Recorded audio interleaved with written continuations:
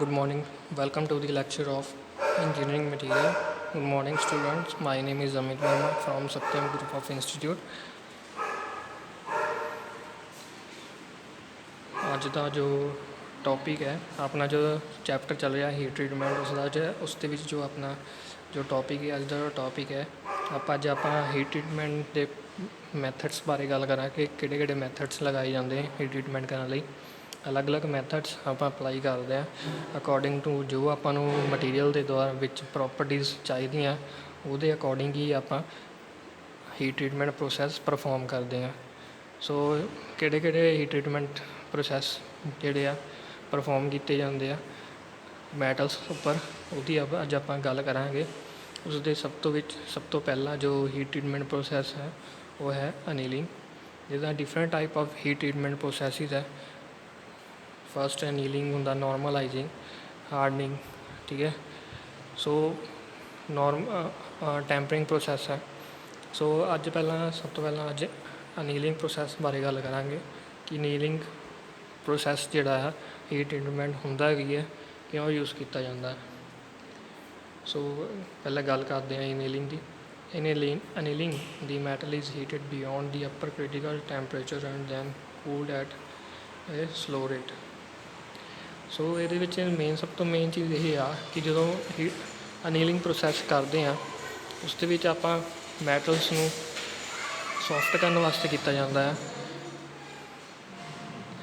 ਇੱਕ ਮੈਟਲ ਨੂੰ ਅਪਰ critical temperature 'ਤੇ ਲਿਜਾ ਕੇ ਉਸ ਨੂੰ ਸਲੋ ਕੂਲਿੰਗ ਕੀਤਾ ਜਾਂਦਾ ਜਿਸ ਦੇ ਦੁਆਰਾ ਉਸ ਦੇ ਅੰਦਰ ਪ੍ਰੋਪਰਟੀਜ਼ ਚੇਂਜ ਹੋ ਜਾਂਦੀ ਆ। ਜਿਸ ਦੇ ਵਿੱਚ ਕੀ ਹੁੰਦਾ ਹੈ ਜਦੋਂ ਕਿ ਮੈਟਲ ਜਿਹੜਾ ਆ ਸੋਫਟ ਹੋ ਜਾਂਦਾ, ਡਕਟਾਈਲ ਹੋ ਜਾਂਦਾ, ਉਸਦੀਆਂ ਪ੍ਰੋਪਰਟੀਜ਼ ਚੇਂਜ ਹੋ ਜਾਂਦੀਆਂ। ਫੋਰ ਐਗਜ਼ਾਮਪਲ ਆਪਣੇ ਕੋਲ ਬਹੁਤ ਹੀ ਜ਼ਿਆਦਾ ਹਾਰਡ ਮਟੀਰੀਅਲ ਹੈ, ਠੀਕ ਹੈ। ਸੋ ਹਾਰਡ ਮਟੀਰੀਅਲ ਨੂੰ ਸੋਫਟ ਕਰਨ ਲਈ ਆਪਾਂ ਅਨੀਲਿੰਗ ਪ੍ਰੋਸੈਸ ਅਪਲਾਈ ਕਰਦੇ ਹਾਂ, ਠੀਕ ਹੈ। ਜਦੋਂ ਇਹ ਅਨੀਲਿੰਗ ਪ੍ਰੋਸੈਸ ਕਿਸੇ ਹਾਰਡ ਮਟੀਰੀਅਲ 'ਤੇ ਕੀਤਾ ਜਾਂਦਾ ਹੈ ਤਾਂ ਮਟੀਰੀਅਲ ਆਫਟਰ ਅਨੀਲਿੰਗ ਮਟੀਰੀਅਲ ਸੋਫਟ ਹੋ ਜਾਂਦਾ। Annealing is carried out to soften the metal. It makes the metal more suitable for cold working and forming. It also enhances the metal machinability, ductility and toughness. Annealing process ਜਿਹੜਾ material ਨੂੰ soft ਤਾਂ ਕਰਦਾ ਹੀ ਹੈ, ਉਸ ਦੇ ਵਿੱਚ ਕੀ ਹੋ ਜਾਂਦਾ ਜਦੋਂ ਮੈਟਲ ਨੂੰ ਸੋਫਟ ਕਰਕੇ ਉਸ ਦੇ ਅੰਦਰ ਜੋ ਚੇਂਜਿਸ ਆਉਂਦੀਆਂ ਆਫਟਰ ਅਨੀਲਿੰਗ, ਉਸ ਦੀ ਜੋ ਮੈਟਲ ਦੀ ਵਰਕਿੰਗ ਹੈ, ਮੈਟਲ ਦੀ ਮਸ਼ੀਨੇਬਿਲਿਟੀ ਹੈ ਉਹ ਇੰਪਰੂਵ ਹੋ ਜਾਂਦੀ ਹੈ, ਠੀਕ ਹੈ। ਕੋਲਡ ਵਰਕਿੰਗ ਲਈ ਜੋ ਮਟੀਰੀਅਲ ਹਾਰਡ ਹੁੰਦਾ ਹੈ ਉਸ ਦੇ ਅੰਦਰ ਕਈ ਵਾਰੀ ਇਹ ਹੁੰਦਾ ਹੈ ਕਿ ਆਪਾਂ ਉਸ ਦੇ ਵਿੱਚ ਕੋਲਡ ਵਰਕਿੰਗ ਨਹੀਂ ਕਰ ਸਕਦੇ। ਹਾਰਡ ਮਟੀਰੀਅਲ ਨੂੰ ਕਦੀ ਵੀ ਕੋਲਡ ਵਰਕਿੰਗ ਨਹੀਂ ਕੀਤਾ ਜਾ ਸਕਦਾ ਕਿਉਂਕਿ ਹਾਰਡ ਮਟੀਰੀਅਲ ਨੂੰ ਬੈਂਡ ਕਰਨਾ, ਹੈਮਰਿੰਗ ਕਰਨਾ, ਉਸ ਦੇ ਉੱਪਰ ਹੈਮਰ ਚਲਾਉਣਾ ਇੰਪੋਸੀਬਲ ਹੁੰਦਾ, ਠੀਕ ਹੈ। ਕਿਉਂਕਿ ਉਹ ਹਾਰਡ ਮਟੀਰੀਅਲ ਦੇ ਉੱਪਰ ਜਦੋਂ ਵੀ ਆਪਾਂ ਹੈਮਰ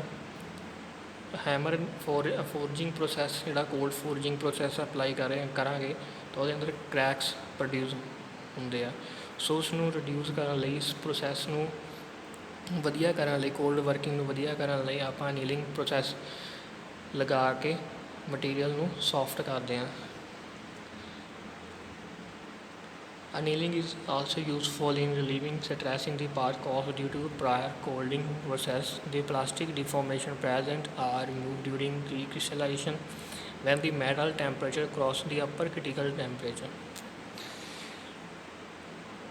ਸੋ ਇਹਦੇ ਵਿੱਚ ਕੀ ਹੁੰਦਾ ਹੈ ਜਦੋਂ ਮਟੀਰੀਅਲ ਅਨੀਲਿੰਗ ਦੇ ਦੁਆਰਾ ਪ੍ਰੋਸੈਸ ਆਪਾਂ ਅਪਲਾਈ ਕਰਦੇ ਹਾਂ, ਇਸ ਦੇ ਅੰਦਰ ਜੋ ਮਟੀਰੀਅਲ ਦੇ ਵਿੱਚ ਪਹਿਲਾਂ ਜੋ ਇੰਟਰਨਲ ਸਟਰੈਸਿਸ ਪ੍ਰੋਡਿਊਸ ਹੋਈਆਂ ਸੀ ਉਸ ਨੂੰ ਅਨੀਲਿੰਗ ਪ੍ਰੋਸੈਸ ਰਿਮੂਵ ਕਰ ਦਿੰਦਾ ਹੈ। ਅਨੀਲਿੰਗ ਰਿਮੂਵ ਕਰ ਦਿੰਦੀ ਹੈ।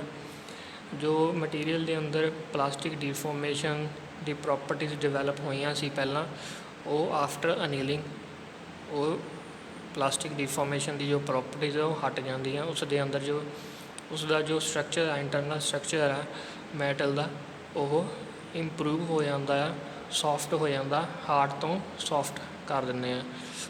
Metal may undergo a plethora of annealing techniques such as recrystallization annealing, phone annealing, partial annealing, final annealing. So metal ਨੂੰ ਕਈ ਤਰ੍ਹਾਂ ਦੀਆਂ ਅਨੀਲਿੰਗ ਟੈਕਨੀਕਸ ਆ ਜਿਸ ਦੇ ਵਿੱਚ ਕੀ ਹੁੰਦਾ ਹੈ ਕਿਹੜੇ ਕਿਹੜੇ ਅਨੀਲਿੰਗ ਟੈਕਨੀਕਸ ਆ। ਜਿੱਦਾਂ ਸਭ ਤੋਂ ਮੇਨ ਜੋ ਅਨੀਲਿੰਗ ਟੈਕਨੀਕ ਆ ਉਹ ਫੁੱਲ ਅਨੀਲਿੰਗ ਆ, ਇੱਕ recrystallization annealing, partial annealing and final annealing. Next ਹੈ normalizing. So normalizing second heat treatment process ਆ। ਨੋਰਮਲਾਈਜ਼ਿੰਗ 'ਚ ਕੀ ਹੁੰਦਾ ਆਪਾਂ ਦੇਖਦੇ ਹਾਂ। Normalizing heat treatment process used for relieving internal stress caused by process such as welding, casting and quenching। ਸੋ ਉਹ material ਜਿਹੜਾ ਕਿ ਵੈਲਡਿੰਗ ਜਿਸ ਦੇ ਉੱਤੇ ਵੈਲਡਿੰਗ ਪਰਫੋਰਮ ਕੀਤੀ ਗਈ ਹੋਵੇ ਜਾਂ ਕਾਸਟਿੰਗ ਕੀਤੀ ਗਈ ਹੋਵੇ ਜਾਂ ਕੁਐਂਚਿੰਗ, ਠੀਕ ਹੈ, ਠੰਡਾ ਕੀਤਾ ਗਿਆ ਹੋਵੇ, ਉਸ ਦੇ ਅੰਦਰ ਬਹੁਤ ਸਾਰੀਆਂ ਸਟਰੈਸਿਸ ਪ੍ਰੋਡਿਊਸ ਹੋ ਜਾਂਦੀਆਂ। ਸੋ ਸਟਰੈਸਿਸ ਨੂੰ ਰਿਮੂਵ ਕਰਨ ਲਈ, ਠੀਕ ਹੈ, ਵੈਲਡਿੰਗ ਜਿਸ ਜਗ੍ਹਾ 'ਤੇ ਵੈਲਡਿੰਗ ਹੋਈ ਹੁੰਦੀ ਨਾ, ਵੈਲਡਿੰਗ ਹੋਣ ਤੋਂ ਬਾਅਦ ਉਸ ਥਾਂ 'ਤੇ ਮਟੀਰੀਅਲ ਹਾਰਡ ਹੋ ਜਾਂਦਾ ਆ, ਠੀਕ ਹੈ, ਮਟੀਰੀਅਲ ਇਲੋਂਗੇਟ ਹੋ ਜਾਂਦਾ ਥੋੜ੍ਹਾ ਜਿਹਾ, ਠੀਕ ਹੈ, ਐਕਸਪੈਂਡ ਹੋ ਜਾਂਦਾ ਜਾਂ ਕੰਟਰੈਕਟ ਇਕੱਠਾ ਹੋ ਜਾਂਦਾ ਹੈ। ਸੋ ਉਸ ਨੂੰ ਇੰਪਰੂਵ ਕਰਨ ਲਈ ਨੋਰਮਲਾਈਜ਼ਿੰਗ ਪ੍ਰੋਸੈਸ ਨੂੰ ਅਪਲਾਈ ਕਰਦੇ ਹਾਂ। ਨੋਰਮਲਾਈਜ਼ਿੰਗ ਕੀਤੀ ਜਾਂਦੀ ਹੈ ਮੈਟਲ ਉੱਪਰ। In this process, the metal is heated up to a temperature 40 degrees above the critical temperature. The temperature is higher than the one used for hardening and annealing. After holding it at this temperature for design period of time, it is cooled in air. Normalizing create a uniform grain size and composition throughout the path. So normalizing ਆਪਾਂ ਨੂੰ ਸਭ ਤੋਂ main ਚੀਜ਼ ਇਹਦੇ ਵਿੱਚ ਇਹ ਹੈ ਕਿ ਨੋਰਮਲਾਈਜ਼ਿੰਗ ਜਦੋਂ ਆਪਾਂ ਪਰਫੋਰਮ ਕਰਦੇ ਹਾਂ, ਆਪਾਂ ਜੋ ਟੈਂਪਰੇਚਰ ਹੈ ਅਬਵ 40 ਡਿਗਰੀ ਸੈਲਸੀਅਸ ਤੋਂ ਉੱਪਰ ਲੈਂਦੇ ਹਾਂ, above upper critical temperature means ਉਹ ਹੁੰਦਾ ਹੈ ਜਿੱਥੇ ਕਿ ਜਦੋਂ ਆਪਾਂ ਉਸ ਦੇ ਵਿੱਚ ਹੀਟ ਨੂੰ ਅਪਲਾਈ ਕਰਦੇ ਹਾਂ ਕਿਸੇ ਖਾਸ ਟੈਂਪਰੇਚਰ 'ਤੇ ਜਾ ਕੇ, ਉਸ ਦੀ ਜੋ ਟੈਂਪਰੇਚਰ ਦੀ ਗਰੋਥ ਹੈ ਨਾ ਉਹ ਰੁਕ ਜਾਂਦੀ ਹੈ, ਠੀਕ ਹੈ, ਉਹ ਹੀਟ ਨਹੀਂ ਹੁੰਦਾ ਉਸ ਤੋਂ ਬਾਅਦ। ਸੋ ਉਸ ਨੂੰ ਅੱਪਰ ਕ੍ਰਿਟੀਕਲ ਟੈਂਪਰੇਚਰ ਕਹਿੰਦੇ ਆ। The temperature is higher than, ਜੋ ਟੈਂਪਰੇਚਰ ਦਿੱਤਾ ਜਾਂਦਾ ਆ ਉਹ hardening heat treatment and annealing heat treatment ਤੋਂ ਜ਼ਿਆਦਾ ਦਿੱਤਾ ਜਾਂਦਾ ਨੋਰਮਲਾਈਜ਼ਿੰਗ ਦੇ ਵਿੱਚ। ਆਫਟਰ ਹੋਲਡਿੰਗ ਇਟ, ਉਸ ਨੂੰ ਕੀ ਕੀਤਾ ਜਾਂਦਾ ਨੋਰਮਲਾਈਜ਼ਿੰਗ ਦੇ ਵਿੱਚ, ਜਦੋਂ ਕਿਸੇ ਮਟੀਰੀਅਲ ਨੂੰ ਆਪਾਂ ਹੀਟ ਕਰਦੇ ਹਾਂ ਫਰਨਸ ਦੇ ਵਿੱਚ, ਉਸ ਤੋਂ ਬਾਅਦ ਉਸ ਨੂੰ ਫਰਨਸ ਤੋਂ ਵਿੱਚੋਂ ਕੱਢ ਕੇ ਏਅਰ ਦੇ ਵਿੱਚ ਕੂਲਿੰਗ ਕੀਤਾ ਜਾਂਦਾ ਹੈ, ਠੀਕ ਹੈ। ਸੋ ਇਹਦਾ ਮੇਨ ਜੋ ਇੰਪੋਰਟੈਂਟ ਚੀਜ਼ ਹੈ ਨੋਰਮਲਾਈਜ਼ਿੰਗ ਦੀ, ਕਿਉਂ ਕੀਤਾ ਜਾਂਦਾ, ਕਿਉਂਕਿ ਆਪਾਂ ਨੂੰ ਇੰਟਰਨਲ ਸਟਰੈਸ ਨੂੰ ਰਿਮੂਵ ਕਰਨ ਵਾਸਤੇ ਨੋਰਮਲਾਈਜ਼ਿੰਗ ਕੀਤੀ ਜਾਂਦੀ ਹੈ ਅਤੇ ਗ੍ਰੇਨ ਸਾਈਜ਼ ਨੂੰ ਇੰਪਰੂਵ ਕਰਨ ਵਾਸਤੇ ਕੀਤੀ ਜਾਂਦੀ ਹੈ। Normalizing steel are harder and stronger than annealing steel. So normalizing steel ਜੋ ਹੈ ਸਿਰਫ ਗ੍ਰੇਨ ਸਾਈਜ਼ ਨੂੰ ਹੀ ਇੰਪਰੂਵ ਕਰਨ ਵਾਸਤੇ ਕੀਤੀ ਜਾਂਦੀ ਹੈ, ਇੰਟਰਨਲ ਸਟਰੈਸ ਨੂੰ ਰਿਮੂਵ ਕਰਨ ਵਾਸਤੇ ਕੀਤੀ ਜਾਂਦੀ ਹੈ, ਠੀਕ ਹੈ। ਸੋ ਉਸ ਤੋਂ ਨੋਰਮਲਾਈਜ਼ਿੰਗ ਕਰਨ ਤੋਂ ਬਾਅਦ ਮਟੀਰੀਅਲ ਹਾਰਡ ਹੁੰਦਾ ਹੈ, ਸਟਰੋਂਗਰ ਹੁੰਦਾ ਹੈ, ਠੀਕ ਹੈ, ਉਸ ਸਟਰੈਂਥ ਇੰਕਰੀਜ਼ ਹੁੰਦੀ ਹੈ। In fact steel is tougher than any other condition. That is why part that require impact strength need to support massive external load will be always be normalized. ਸੋ ਜਿੰਨੀ ਤਰ੍ਹਾਂ ਦੇ ਸਟੀਲ ਦਾ ਜਿਸ ਦੇ ਉੱਤੇ ਐਕਸਟਰਨਲ ਲੋਡਸ ਅਪਲਾਈ ਕੀਤੇ ਜਾਂਦੇ ਆ, ਉਸ ਨੂੰ ਨੋਰਮਲਾਈਜ਼ਿੰਗ ਕਰਨਾ ਇੰਪੋਰਟੈਂਟ ਆ, ਠੀਕ ਹੈ। ਉਸ ਨੂੰ ਨੋਰਮਲਾਈਜ਼ਿੰਗ ਆਲਵੇਜ਼ ਹੀ ਉਸ ਨੂੰ ਨੋਰਮਲਾਈਜ਼ਿੰਗ ਕੀਤਾ ਜਾਂਦਾ ਹੈ। ਸੋ ਟੈਂਪਰਿੰਗ ਪ੍ਰੋਸੈਸ ਦੇ ਵਿੱਚ ਤੁਹਾਨੂੰ ਸਮਝਾ ਦਿੰਦਾ ਟੈਂਪਰਿੰਗ ਐਂਡ ਨੋਰਮਲਾਈਜ਼ਿੰਗ ਦੇ ਵਿੱਚ ਕੀ ਡਿਫਰੈਂਸ ਆ। ਸਭ ਤੋਂ ਮੇਨ ਡਿਫਰੈਂਸ ਹੈਗਾ ਕਿ ਟੈਂਪਰਿੰਗ ਪ੍ਰੋਸੈਸ ਦੇ ਵਿੱਚ ਮੈਟਲ ਨੂੰ ਫਰਨਸ ਦੇ ਵਿੱਚ ਹੀਟ ਕਰਕੇ, ਠੀਕ ਹੈ, ਉਸ ਨੂੰ ਕਿਸੇ ਟਾਈਮ ਪੀਰੀਅਡ ਦੇ ਵਿੱਚ ਰੱਖਿਆ ਜਾਂਦਾ ਕਿ ਇੰਨੇ ਟਾਈਮ ਤੋਂ ਲੈ ਕੇ ਇੰਨੇ ਟਾਈਮ ਦੇ ਵਿੱਚ ਇਸ ਨੂੰ ਆਪਾਂ ਫਰਨਸ ਦੇ ਵਿੱਚ ਹੀਟ ਕਰਨਾ ਹੈ, ਇੰਨੇ ਟੈਂਪਰੇਚਰ 'ਤੇ ਹੀਟ ਕਰਨਾ ਹੈ, ਐਂਡ ਦੈਨ ਉਸ ਤੋਂ ਬਾਅਦ ਫਰਨਸ ਦੇ ਵਿੱਚ ਹੀ ਉਸ ਨੂੰ ਕੂਲ ਕੀਤਾ ਜਾਂਦਾ ਹੈ ਮਟੀਰੀਅਲ ਨੂੰ, ਮੈਟਲ ਨੂੰ। ਉਸ ਨੂੰ ਬਾਹਰਲੀ ਹਵਾ ਵਿੱਚ ਕਦੀ ਵੀ ਕੂਲ ਨਹੀਂ ਕੀਤਾ ਜਾਂਦਾ। ਟੈਂਪਰਿੰਗ ਦੀ ਗੱਲ ਕਰ ਰਿਹਾ ਮੈਂ। ਐਂਡ ਨੋਰਮਲਾਈਜ਼ਿੰਗ ਦੇ ਵਿੱਚ ਮਟੀਰੀਅਲ ਨੂੰ ਹੀਟ ਕਰਨ ਤੋਂ ਬਾਅਦ ਮਟੀਰੀਅਲ ਨੂੰ 600 to 800 ਡਿਗਰੀ ਸੈਲਸੀਅਸ 'ਤੇ ਹੀਟ ਕਰਕੇ ਉਸ ਨੂੰ ਹਵਾ ਦੇ ਵਿੱਚ ਰੂਮ ਟੈਂਪਰੇਚਰ ਦੇ ਵਿੱਚ with the help of blower ਠੀਕ ਹੈ। ਫੈਨਸ ਵਿੱਚ ਏਅਰ ਦੇ ਵਿੱਚ ਠੰਡਾ ਕੀਤਾ ਜਾਂਦਾ। ਸੋ ਜੋ ਇਨੇਲਿੰਗ ਪ੍ਰੋਸੈਸ ਹੈ ਉਸਦੇ ਵਿੱਚ ਮਟੀਰੀਅਲ ਸੋਫਟ ਹੋ ਜਾਂਦਾ। ਜੋ ਨੋਰਮਲਾਈਜ਼ਿੰਗ ਪ੍ਰੋਸੈਸ ਹੈ ਉਸ ਦੇ ਵਿੱਚ ਮਟੀਰੀਅਲ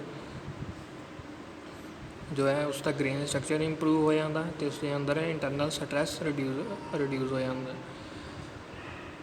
ਸੋ ਅਨੀਲਿੰਗ ਪ੍ਰੋਸੈਸ ਦੇ ਵਿੱਚ ਮੈਟਲਸ ਸੋਫਟ ਅਤੇ ਡਕਟਾਈਲ ਹੁੰਦਾ ਹੈ ਅਤੇ ਨੋਰਮਲਾਈਜ਼ਿੰਗ ਦੇ ਵਿੱਚ ਮਟੀਰੀਅਲ ਦੀ ਹਾਰਡਨੈਸ ਇੰਕਰੀਜ਼ ਹੁੰਦੀ ਹੈ, ਠੀਕ ਹੈ, ਸਟਰੈਂਥ ਇੰਕਰੀਜ਼ ਹੁੰਦੀ ਹੈ। ਸੋ ਇਸ ਦੇ ਵਿੱਚ ਇਹ ਚੀਜ਼ ਹੁੰਦੀ ਹੈ ਕਿ ਜੋ ਨੋਰਮਲਾਈਜ਼ਿੰਗ ਮੈਟਲ ਹੈ ਮਟੀਰੀਅਲ ਹੈ ਉਸਦੀ ਮਸ਼ੀਨੇਬਿਲਿਟੀ ਅਨੀਲਿੰਗ ਪ੍ਰੋਸੈਸ ਤੋਂ ਜ਼ਿਆਦਾ ਹੁੰਦੀ ਆ। ਇਸ ਨੂੰ ਹੋਰ ਡਿਟੇਲ ਮੈਂ ਤੁਹਾਨੂੰ ਸਮਝਾਊਂਗਾ ਜਦੋਂ ਮੈਂ ਨੈਕਸਟ ਲੈਕਚਰਸ ਦੇ ਵਿੱਚ ਤੁਹਾਨੂੰ ਇੱਕ ਸਟਰਕਚਰਲ ਸਟੀਲ ਨੂੰ ਡਿਸਕਰਾਈਬ ਕਰੂੰਗਾ। ਸਟਰਕਚਰਲ ਸਟੀਲ ਨੂੰ, ਠੀਕ ਹੈ, ਜੋ ਸਟੀਲ ਦਾ ਜੋ ਇੰਟਰਨਲ ਸਟਰਕਚਰ ਹੈ ਅਲੱਗ ਅਲੱਗ ਟੈਂਪਰੇਚਰ ਡਾਇਗਰਾਮ ਦੇ ਵਿੱਚ ਜਦੋਂ ਮੈਂ ਤੁਹਾਨੂੰ ਸਮਝਾਊਂਗਾ ਉਸ ਦੇ ਵਿੱਚ ਤੁਹਾਨੂੰ ਇਹ ਨੋਰਮਲ ਹੀਟ ਟਰੀਟਮੈਂਟ ਪ੍ਰੋਸੈਸ ਹੋਰ ਜ਼ਿਆਦਾ ਕਲੀਅਰ ਹੋ ਜਾਣਗੇ। ਹਾਲੇ ਤਾਂ ਸਿਰਫ ਮੈਂ ਤੁਹਾਨੂੰ ਇਹ ਨੋਰਮਲੀ ਤੁਹਾਨੂੰ ਸਮਝਾ ਰਿਹਾ ਕਿ ਇਸ ਦੇ ਵਿੱਚ ਡਿਫਰੈਂਸ ਕੀ ਆ, ਠੀਕ ਹੈ, ਹੀਟ ਟਰੀਟਮੈਂਟ ਕਿਹੜੇ ਹੁੰਦੇ ਆ, ਕਿਉਂ ਕੀਤੇ ਜਾਂਦੇ ਆ, ਠੀਕ ਹੈ। ਆਪਾਂ ਨੂੰ ਜਿਸ ਤਰ੍ਹਾਂ ਦੀ ਪ੍ਰੋਪਰਟੀਜ਼ ਚਾਹੀਦੀਆਂ ਹੁੰਦੀਆਂ ਉਹਦੇ ਅਕੋਰਡਿੰਗ ਹੀ ਆਪਾਂ ਹੀਟ ਟਰੀਟਮੈਂਟ ਕਰ ਦਿੰਦੇ ਹਾਂ। ਥੈਂਕਸ।